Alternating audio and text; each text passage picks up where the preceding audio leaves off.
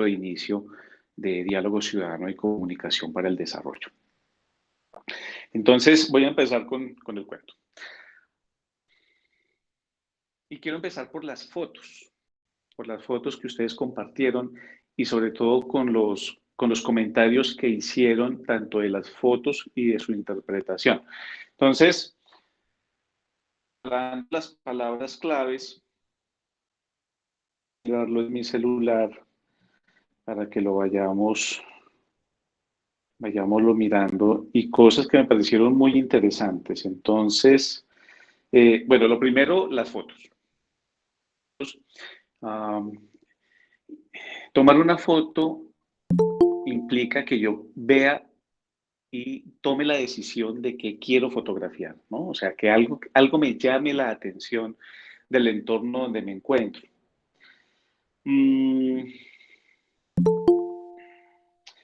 Y luego de tomar las fotos, refleja los intereses que nosotros tenemos. Entonces, por ejemplo, el primer paquete de fotos, las palabras claves que coloqué fueron construcción de altura, desarrollo, mantenimiento, espacio público, realidad en los pies. Esa palabra me gustó muchísimo, realidad en los pies.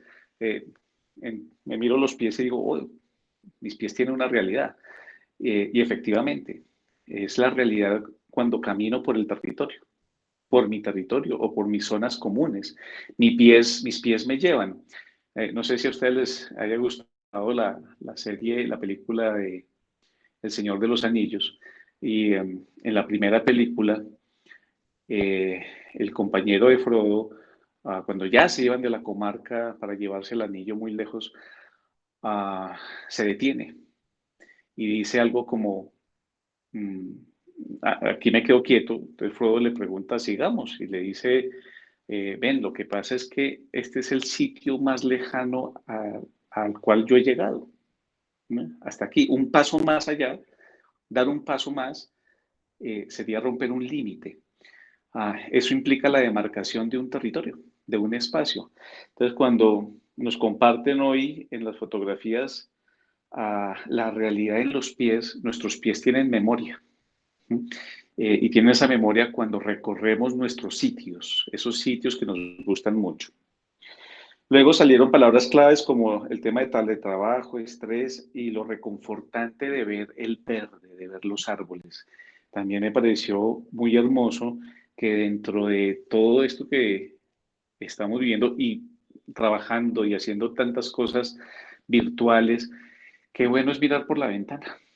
Qué bueno es mirar por la ventana y encontrar un árbol y sentirse reconfortado. Aquí les cuento una intimidad, eh, y es que cuando empieza la pandemia, yo me cambio de casa, uh, y resulta que encuentro en poner plantas al interior de la casa algo muy reconfortante. No podía salir, entonces traje el territorio a mi casa. Y traer territorio a mi casa fue colocar muchas plantas y ubicarlas, y fue una experiencia muy, muy saludable, porque cambió radicalmente el ambiente. Ese es el efecto de la naturaleza de los árboles. Eh, y me gustan mucho los distintos ángulos, ¿no? La fotografía del paso peatonal estuvo muy bonita, la fotografía nocturna, desde la montaña, lo que compartieron con los sitios de trabajo, cómo se ve mi espacio desde el sitio de trabajo, el detalle, por ejemplo, con algunos elementos que estaban en el marco de la fotografía. Y pues nada, muchas gracias por ese detalle de participación, que en este momento tiene muchísimo sentido con lo que quiero explicar. Entonces, quiero empezar hablando del tema del diálogo. Del tema del diálogo. El tema del diálogo. El tema del diálogo nace de un parámetro claro, que es la persona, o sea, somos nosotros. Tenemos una persona y cada uno de nosotros marca un espacio personal, ¿no? Un espacio personal. Entonces aquí estás tú, aquí estoy yo, y en torno a ti o en torno a mí empezamos a crear un espacio que llamamos el espacio personal.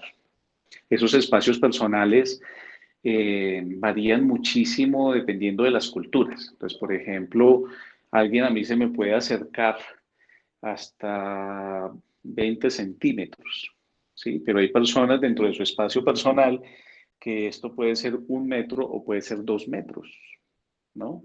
En donde ya sentimos que nos invaden personalmente. Entonces, este espacio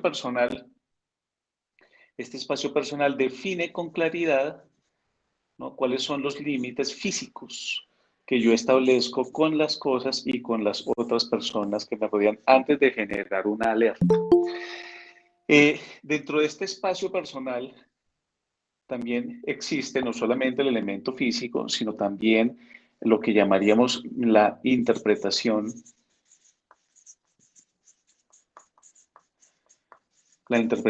de mi realidad o de la realidad, dejémoslo como la realidad, la interpretación de la realidad, ¿no? Y cuando yo tengo una interpretación de mi realidad, significa que he creado una serie de creencias que digo, pues no, estas son mis verdades, estas son mis verdades, estas son mis verdades. Entonces, cuando utilizo ¿el diálogo qué es? El diálogo es un mecanismo que yo tengo para poder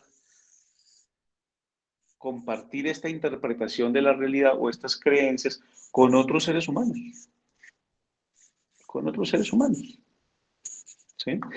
Entonces, el diálogo, ¿sí?, es ese encuentro de interpretaciones de realidad en donde aquí tienes un espacio que vamos a llamar el espacio de lo mío.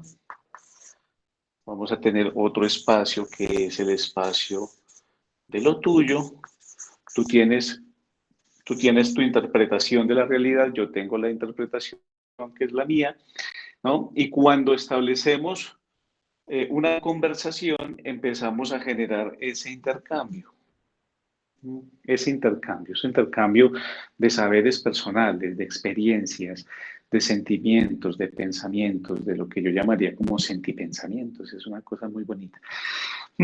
Y desde ese punto de vista, cuando empezamos la conversación, cuando empezamos una conversación, cuando utilizamos el diálogo para poder eh, hacer ese intercambio, creamos un espacio muy interesante que lo voy a poner acá, que es el espacio de lo nuestro. El espacio de lo nuestro. Es un espacio común. Espacio común. De ahí que el ejercicio del diálogo sea algo que es muy importante y está mediado por nuestras emociones. Está mediado por nuestras emociones. Entonces, aquí quiero hacerles una pregunta y es, ¿cuáles son las emociones más frecuentes que acompañan tus diálogos? ¿Sí? ¿Cuáles son las emociones más frecuentes que acompañan tus diálogos? Cuando te ves abocado o abocada a establecer esta relación con otra persona, ¿no? Esta conversación con otras personas, ¿cuáles son las emociones que suelen acompañarte? Escucho.